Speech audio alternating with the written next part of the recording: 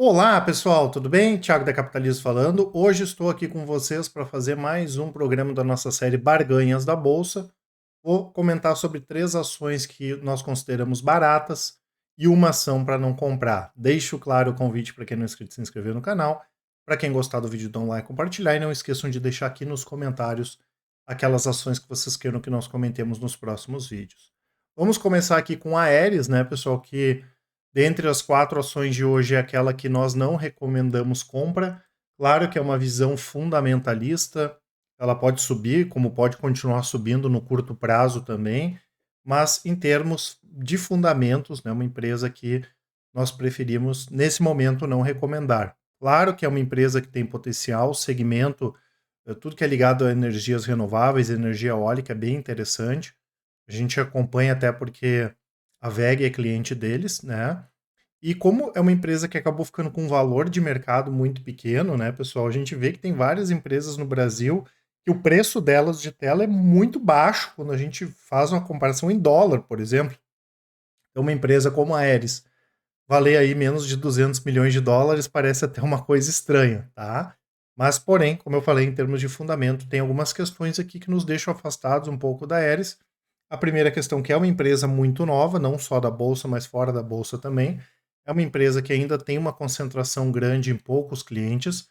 É uma empresa que vem passando por algumas mudanças de comando aí, então a gente espera, entende que é melhor aguardar para entender um pouco mais como vai ficar o comando da empresa, até algumas pessoas comentaram sobre a possibilidade dela ser vendida. E tem questões como que eu já comentei aqui, que é difícil a gente entender o mercado chinês, que é o maior mercado, então é complexo avaliar quem são os concorrentes e se os concorrentes invadirem o mundo vendendo produtos e tudo mais, tá? E além disso, né, pessoal, nós tivemos recentemente um aumento de custos que acabou prejudicando as margens da empresa. E por ser um ativo novo, por ser uma empresa nova, é difícil para a gente ter uma ideia de quanto a margem, até onde a margem vai, qual é a lucratividade da empresa. Tanto que nós percebemos que desde 2018 a receita subiu, mesmo com essa instabilidade, mais em função da pandemia, mas percebemos que a empresa teve dificuldade para se manter na faixa de lucro, tanto que está operando no prejuízo, e não tem problema desde que a gente tenha alguma perspectiva, né? Ou que a gente consiga projetar alguma coisa de resultado. Mas como é um negócio muito novo, fica bastante complexo nesse sentido, e por isso preferimos, nesse momento, aí, nos mantermos afastados no longo prazo da Aeres. Claro que isso pode mudar à medida que a empresa mude as suas perspectivas, tá?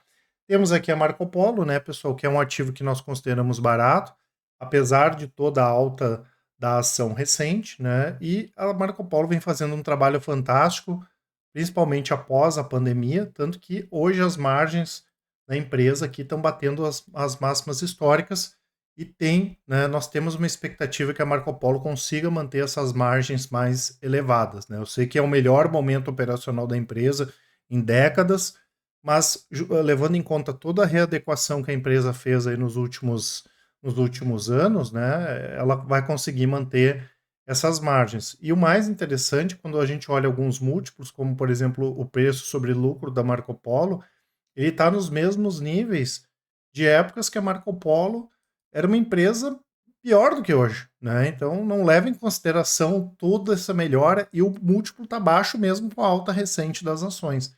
Então é um ativo sim, né? Não estou falando aqui em recomendação de nada, mas é um ativo sim que nós consideramos barato, apesar da alta recente das suas ações. Temos aqui a Exxon, né, pessoal, que é uma das maiores petroleiras aí do mundo, né? Até eu quis comentar um pouco sobre a Exxon, porque esses dias eu fiz um vídeo falando sobre a Petrobras, e de novo, às vezes é meio complicado quando a gente fala sobre alguma coisa, porque tem gente que acha, poxa, mas eles falaram que não é para comprar Petrobras, então não é para comprar nenhuma empresa de petróleo. Não é isso. Pelo contrário, a gente gosta do setor de petróleo, né? Só que a gente entende que tem alternativas mais interessantes que a Petrobras. E muita gente comentou sobre a questão, mas tem a margem equatorial e tudo mais. O que tem de mais relevante hoje no mundo, pessoal, fica na Guiana, né? Não à toa, o Chaves, na Venezuela, disse que ia tomar, né, um pedaço lá para a Guiana, para a Venezuela, né? E nesse projeto aqui, a ExxonMobil é uma das empresas que mais vai se beneficiar. Eles estão nadando abraçadas, né? Tanto que eles estão comentando.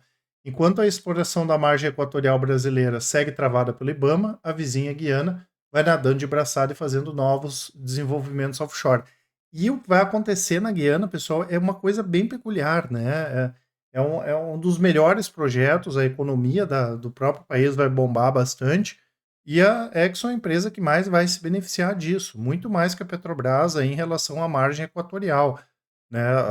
A previsão é que até 2029 aumente a capacidade em 1,4 milhão aí de barris de petróleo por dia, né? E a gente sabe que vai ser muito mais fácil para a Exxon explorar isso aqui na Guiana do que a própria Petrobras na margem equatorial, né? Então a gente entende que tem alternativas, até porque se eu colocar empresas grandes para comparar com a Petrobras, é fora do Brasil, porque a Petrobras é a maior empresa brasileira de petróleo. Então, os ativos de petróleo nos Estados Unidos estão baratos, e um desses casos aqui é a ExxonMobil. Ela tem um PL projetado aí na casa de 10 vezes, hoje está em torno de 14, 15, o que a gente considera um PL baixo, né? Principalmente considerando a segurança que nós temos aqui e o histórico de gestão e de pagamento de dividendos da ExxonMobil. Lembrando que a empresa tem os BDRs aqui no Brasil, e o código das estoques é esse aqui, é XOM, né? XOM. E também, mais uma empresa bastante perguntada por vocês, a Caixa Seguridade. É um segmento que nós entendemos que é bem interessante, né? Porque normalmente são empresas que têm uma estrutura bem leve, e tanto a BB Seguridade quanto a Caixa Seguridade, elas atuam quase como um complemento do banco, né?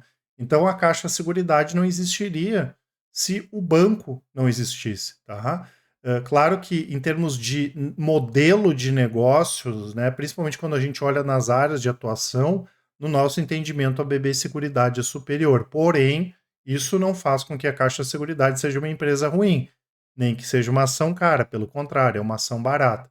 Então, como é um ativo, né, uma empresa que ela não tem muita necessidade de investimento, porque boa parte do que ela faz é utilizando a estrutura do banco, da Caixa, com essa questão do Bank Assurance, essas empresas são ótimas pagadoras de dividendo. Tanto que a média do payout, que é o quanto que a empresa distribui de lucro em relação ao que ela tem de lucro, está acima de 85% desde 2021. É uma empresa mais nova na bolsa também, e é tranquilo aí para se manter acima de 80%. E uma questão que o pessoal comenta é porque normalmente, quando a gente pega alguns indicadores, como o preço sobre o valor patrimonial, eles são mais elevados no caso dessas empresas. E não dá, pessoal, para a gente avaliar só por indicadores, né? É importante a gente olhar também para os indicadores, mas entender por que, que um indicador é mais alto num caso, não é tão alto como o outro. E no caso aqui deles, pessoal, como é a Caixa Seguridade é um complemento, vamos dizer assim, do banco, não existe necessidade deles terem um grande valor patrimonial, né? Normalmente isso aqui acaba sendo mais reduzido, né? Então a gente pode ter sim, né, o preço sobre o valor patrimonial 4 vezes, 5 vezes, 10 vezes, pessoal. Isso aqui não quer dizer que a ação está cara.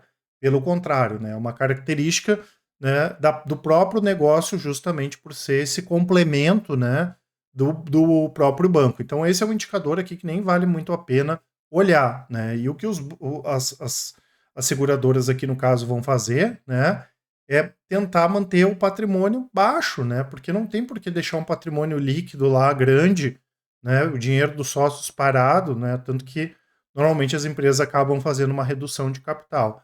Então pode ter múltiplos um pouco mais elevados, mas pela própria característica, segurança, resiliência do negócio, é um negócio que é previsível em termos de lucratividade.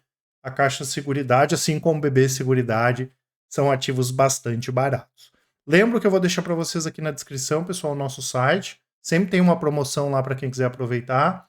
Quem quiser conhecer as nossas assinaturas, informações aqui na descrição e nos comentários. E os resultados atualizados de todas as nossas estratégias. Eu lembro que a Capitalizo tem os melhores resultados do mercado, tudo feito de maneira transparente e independente e com o melhor atendimento. Por isso, no caso de dúvidas, vou deixar também aqui nos comentários na descrição os nossos contatos, tem o e-mail. Quem preferir, nos chame no WhatsApp, só colocar lá um áudio, uma mensagem, que com certeza o pessoal do atendimento vai auxiliar a todos. Grande abraço e ótimos investimentos. Até mais.